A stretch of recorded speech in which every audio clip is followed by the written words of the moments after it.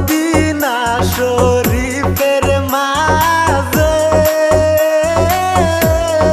নূরের একটা খাম্বায় আছে। সেই খাম্বাতে হেলান দিয়া, সেই খাম্বাতে হেলান দিয়া তসবিহ পড়তেন মোস্তফায়।